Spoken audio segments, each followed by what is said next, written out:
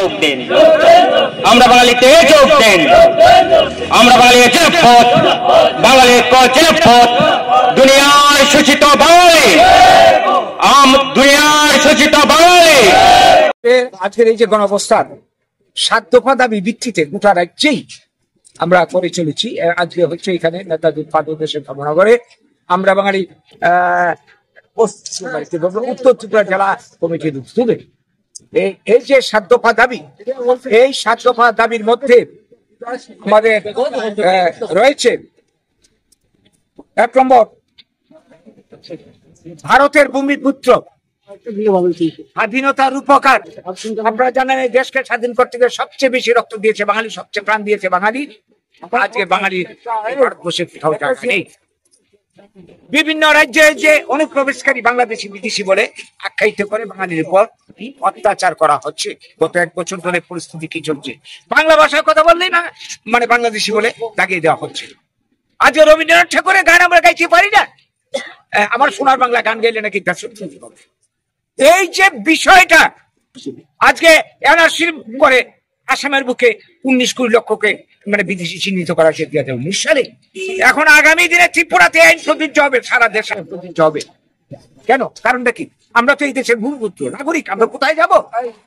এই যে একটা প্ল্যান, রাজনৈতিক চক্রান্ত বাঙালি জাতকে ধ্বংস করার জন্য স্বাধীনতার পর, তার প্রতিবাদে আমাদের বাঙালিদের পুনর্বাসনের দাবিতে ৭ দফা দাবিতে আমরা আজকের এই গণঅবস্থান ১ নম্বর আমরা দাবি করেছি, ভারতের ভূমিপুত্র স্বাধীনতার উপকার বাঙালিকে কোনোভাবে বিদেশি আখ্যা দিয়ে নির্যাতন বিতরণ করা চলবে না, এই বন্ধ করতে হবে। ২, বাংলা ভাষা ভারতের সংবিধান স্বীকৃত ভাষা, ধ্রুপদী ভাষা, আন্তর্জাতিক স্তরে স্বীকৃত ভাষা। এই ভাষায় সরকারি যত পরীক্ষা আছে, সরকারি পরীক্ষা এবং সরকারি বেসরকারি সমস্ত সরকারি কাজকর্ম, বেসরকারি কাজকর্ম বাংলা ভাষায় চালু করতে হবে, অন্য ভাষায় চালু হয়ে গেছে। ত্রিপুরাতে যে বেকার সমস্যা প্রবল আকার ধারণ করেছে, দিশাহারা যুব সমাজ, এই সমস্যার সমাধান একমাত্র হতে পারে ত্রিপুরাতে যে কৃষিজ খনিজ বনজ সম্পদ রয়েছে এগুলিকে কাজে লাগিয়ে ব্লক ভিত্তিক উন্নয়ন পরিকল্পনা যদি না হয়, সেই পরিকল্পনা বাস্তবায়ন করার আমরা দাবি জানাচ্ছি। ৪ নম্বর, রাজ্যে এই যে নেশা বা ড্রাগস আজকে যুব সমাজকে ধ্বংস করে দিচ্ছে। রেল ওয়াগন ভর্তি করে এখন ড্রাগ আসছে, নেশা জাতীয় জিনিস আসছে, সরকার নির্বিকার। এই ধরনের ঘটনা ভূভারতে নেই। তো এই যারা অপরাধী, যারা ড্রাগ পাচারকারী দেখা যাচ্ছে, তাদের সঙ্গে শাসক দলের যুব শাসন রয়েছে। তাই তো অবস্থা। অবিলম্বে তাদের বিরুদ্ধে রাজনীতি বিচার না করে আইনত ব্যবস্থা নিতে হবে, এবং যারা এই ধরনের ব্যবসায় যুক্ত তাদেরকে বিকল্প কর্মসংস্থানের ব্যবস্থা করতে হবে। ৫ নম্বর, আপনারা জানেন দেশ ভাগ স্বাধীনতার পর পাঞ্জাব ভাগ, বাংলা ভাগ হয়েছিল। পাঞ্জাবিদের উপযুক্ত ক্ষতিপূরণ দিয়ে পুনর্বাসন দেওয়া হয়। ৪৭ টাকা খরচা করা হয়। ২ কোটি উদ্বাস্ত বাঙালির জন্য মাত্র ৯০ কোটি টাকা খরচা করা হয়। পাঞ্জাবিদের পুনর্বাসন দেওয়া হয় পাঞ্জাব, হরিয়ানা, দিল্লির মতো জায়গাতে। আর বাঙালিদের পুনর্বাসনের নামে নির্বাসন দেওয়া হয় দণ্ড কারণে উড়িষ্যার কারাহান্ডি মরুভূমিতে, মরুজাপিতে, এবং কি বলবো আন্দামান নিকোবর। এই হচ্ছে বঞ্চনা, বিমাতৃসুলভ আচরণ। এই বাঙালিদের এই পুনর্বাসনী আজ পর্যন্ত সিপিএম, কংগ্রেস, বিজেপি কেউ কোনো কথা বলেনি।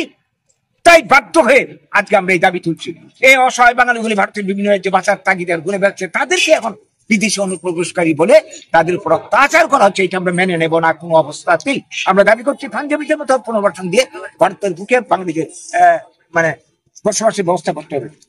আর ৬ নম্বর দাবি, ভারতের এই যে কবি সাহিত্যিক, আপনারা জানেন কিছুদিন আগে আসামের মুখ্যমন্ত্রী বলে দিয়েছেন যে আমার সোনার বাংলা গান গাইলে নাকি দেশদ্রোহ হওয়া যাবে। বাজায় রবীন্দ্রনাথ ঠাকুরের এই গান বিখ্যাত গান। এই গান আজকে মানে দেশ ছাড়িয়ে বিদেশের সব জায়গাতে ছড়িয়ে পড়েছে। আজকে বলছে কিনা এই তার গান গাইলে নাকি মানে রাষ্ট্রীয় হবে। এতে কত বড় অ্যাট্রসিটি, এটা আমরা কোনোভাবে মেনে নেব না। কিছুদিন আগে বললেন কি রাজা রামমোহন রায় সে নাকি ইংরেজের দালাল। ভাবা যায়? এটা বাঙালি বিদ্বেষ ছাড়া আর কিছুই না। বিজেপি চূড়ান্ত বাঙালি বিদ্বেষী সংগঠন। কাজেই এই উদ্যোগ বন্ধ না করে গোটা দেশ জুড়ে আমরা আন্দোলন আমরা তৈরি করছি। আমাদের যেটা ৭ নম্বর দাবি, নেতাজির যে জন্মদিন, নেতাজির জন্মদিন কে জাতীয় ছুটির দিন হিসেবে আজ পর্যন্ত ঘোষণা হয়নি, করতে হবে অবিলম্বে।